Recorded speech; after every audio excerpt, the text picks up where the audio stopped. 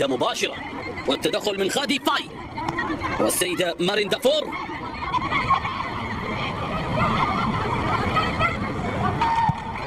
تلعب إلى الأمام، مرور بشكل جميل، تأتي التمريرة، عملية التقدم والاقتراب، فرصة الأول إنه للجزائر لا زالت، وبعد ذلك يأتي التدخل.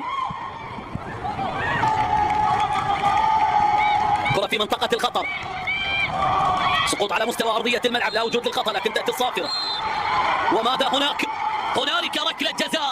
ركلة جزاء لمصلحة المنتخب الجزائري. نعم، كرة لمصلحة المنتخب الجزائري كانت أو حالة للسيدات الجزائر، وبالتالي يتحصلن على ركلة جزاء. هذا هو الضبط، هكذا يولد.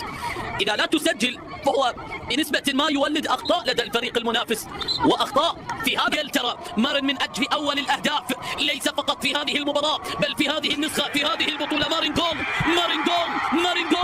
نعم، يأتي الهدف الأول لمصلحة المنتخب الجزائري من قبل السيدة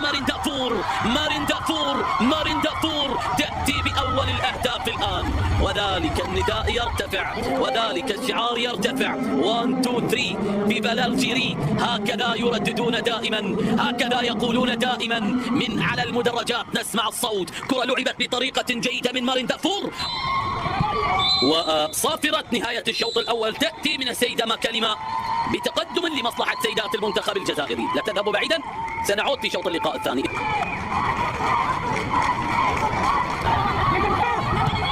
كرة من الجانب الأيسر، عملية البحث الآن، تمريرة موجودة والتدخل باللقطات الماضية، لكن السيدة ماكاليما لم تشير لأي شيء. تطلب التوقف ومراجعة الحالة الماضية، هل كان هنالك شيء؟ هذا التدخل أظن بأن هنالك ركلة جزاء للمنتخب الجزائري، لكن لا يأتي التنفيذ. ظنوني لم تكن بمحلها.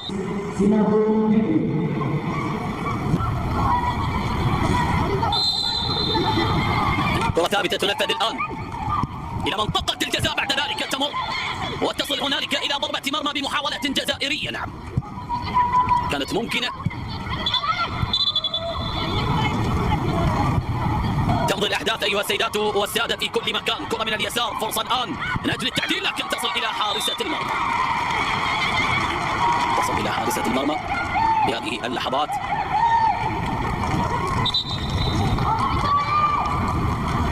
التسلل كان موجودا باللقطة الماضية.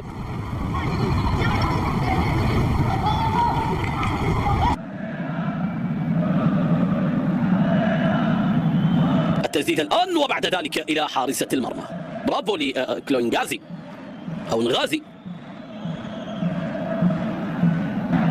كرة من الجانب الأيمن، عملية البحث الآن، عرضية وهنالك حارسة المرمى خادي فاي.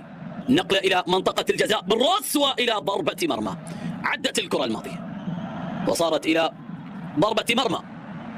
ماما ديوب حاولت من أجل التعادل، لكن لم تكتمل الكرة الماضية.